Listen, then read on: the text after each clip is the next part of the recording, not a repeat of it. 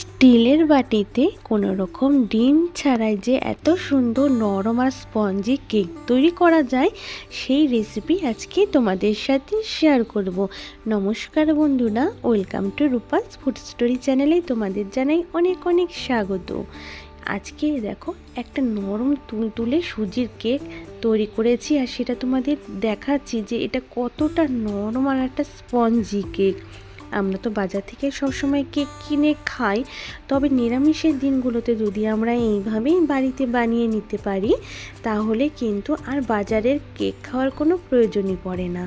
আর এটা কিন্তু সম্পূর্ণ ডিম ছাড়া, আর এটা নিরামিষের দিন কিংবা আমিষের দিন যে কোনো দিনে কিন্তু খাওয়া যাওয়ার ভীষণ নরম আর স্পঞ্জি কেক হয়, আর খেতেও দারুণ টেস্টি। চলো তাহলে ঝটপট শুরু করে দিই আজকের রেসিপি। এখানে আমি একটা বাটি মেপে 1 বাটি মতন সুজি নিয়ে নিয়েছি। যে যতটা বানাতে চাও সেই অনুযায়ী সুজির পরিমাণটা এখানে নিয়ে নেবে। আমি এখানে 100 গ্রামের যে সুজি প্যাকেটগুলো হয় সেই প্যাকেটে দুটো ব্যবহার করেছি। এখানে 200 গ্রাম মতন সুজি।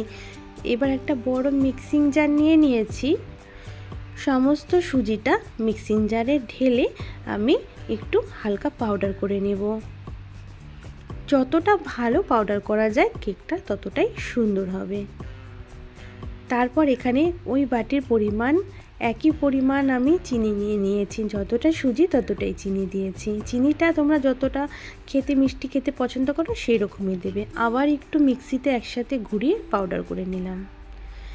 তারপর একটা বাটিতে আমি 100 গ্রাম টক দই নিয়ে নিয়েছি। তোমরা টক দই ছাড়াও বানাতে পারো, তবে আজকে হাতের কাছে রয়েছে দেখে টক দইটা ব্যবহার করছি।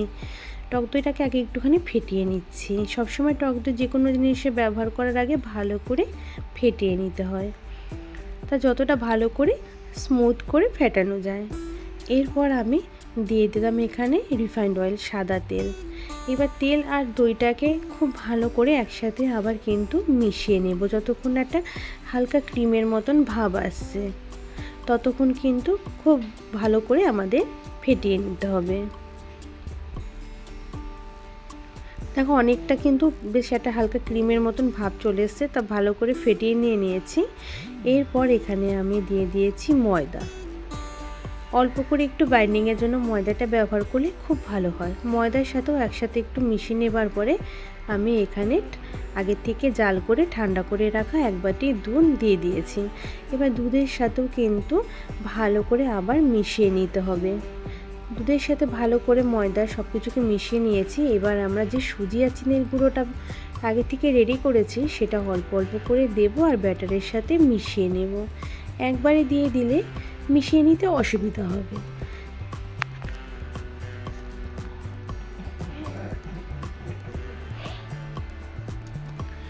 সম্পূর্ণ দেখো ব্যাটারটা কিন্তু আবার পরে একসাথে দিয়ে মিশিয়ে নিয়েছি।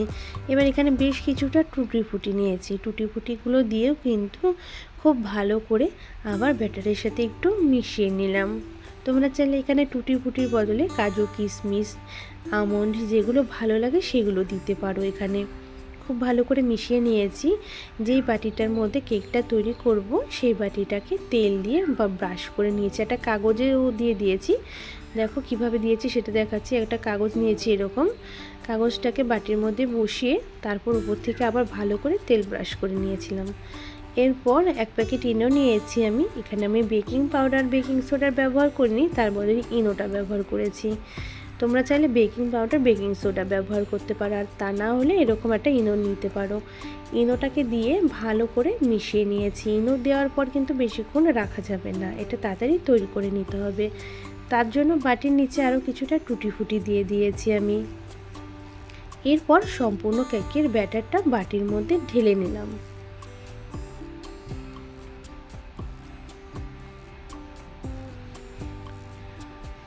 ব্যাটারটা ঢেলে নেওয়ার পর এভাবে একটুখানি ট্যাপ ট্যাপ করে নিতে হবে, যাতে ভেতরে কোনো হাওয়া থাকলে সেটা বাইরে বেরিয়ে আসবে। এরপর উপর থেকে আরও কিছুটা টুটি ফুটি দিয়ে দেব, তাতে কেকটা কিন্তু উপর থেকে দেখতেও খুব সুন্দর হবে।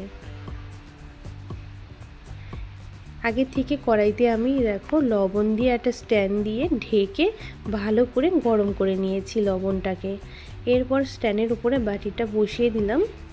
বাটি বসিয়ে দিয়ে আবার কিন্তু গামলা দিয়ে আমি ঢেকে দিচ্ছি। এবার আমি ভালো করে বেক করে নেব। আমি 45 থেকে 50 মিনিট মতন এটাকে বেক করে নিয়েছি।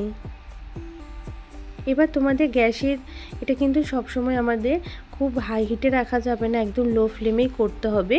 তারপর কেকটা ঠান্ডা হয়ে যাওয়ার পর আমি একটা এখানে প্লেটের মধ্যে এটাকে কিন্তু এখানে করে নিয়েছি, মোল্ড করে নিয়েছি। দেখো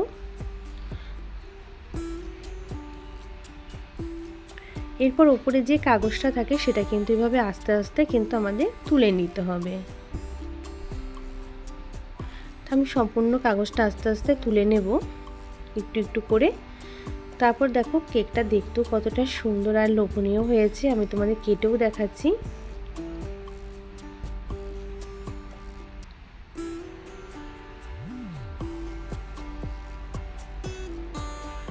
আর এরকম একটা কেক তৈরি করলে পুরো পরিবারের সবাইকে নিয়ে আনন্দ করে খাওয়া যাবে কিন্তু। আর কেকটা কিন্তু খুব সুন্দর নরম আর স্পঞ্জি হয়েছে কিন্তু কেকটা। দেখো তুলে দেখালাম।